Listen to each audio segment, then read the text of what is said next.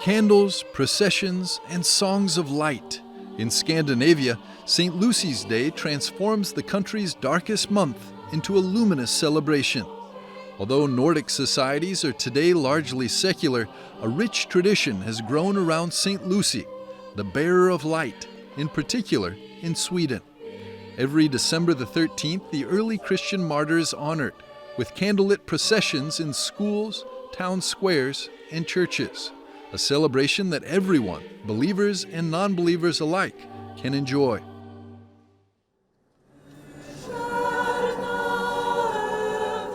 For many years now, this tradition has been brought to St. Peter's Basilica by high school students from Sweden studying music. This time in Sweden, in December, it's the darkest time of the year. And I think she is the one who brings the light to Sweden, kind of. She brings all the candles, she brings all the lights, because it's so completely dark.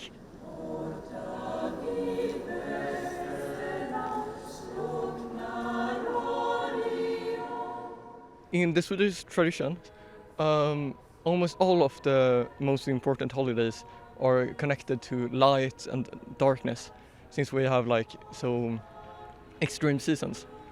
So the story of St. Lucy really plays with these contrasts of light and dark, and most importantly, hope and despair. St. Lucia of Syracuse, born around 283 AD in Sicily to a wealthy Christian family, devoted her life to Christ and the poor from an early age. She refused to marry a pagan suitor, choosing instead a life of chastity, prayer, and service. Her steadfast faith led to persecution during the Diocletian era, culminating in her martyrdom around 304 AD. She shows courage and patience, and just to never let down on yourself and always keep pushing forward. And I think for everyone, really, even if you're not really religious in any way, you can look up to her as just a wonderful person. In the Swedish St. Lucia procession, St. Lucy wears a candlelit wreath on her head to light her way, leaving both hands free to carry as much food as possible, accompanied by her handmaids. Her white robe symbolizes purity, while the red sash represents her martyrdom.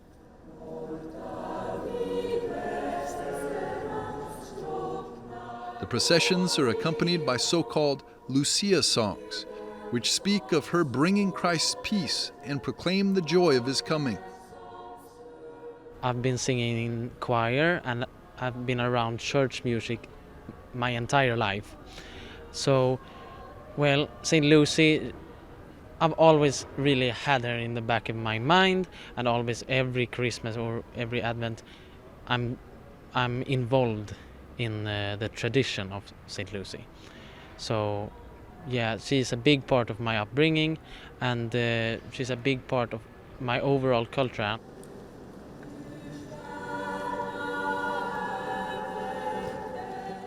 Ultimately, St. Lucy shines as a symbol of Christ's light, triumphing over the darkness that reigns in the heart of winter.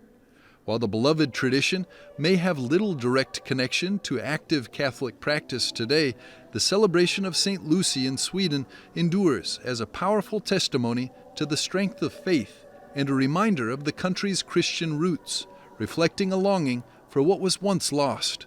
St. Lucy is bringing light into darkness, and so I think that works very well hand in hand with what every Swede hopes for, and that is light in the darkness. So I think that's a reason why it's become so big and so popular in Sweden, is because it plays on what every Swede kind of has in his back mind, and what they long for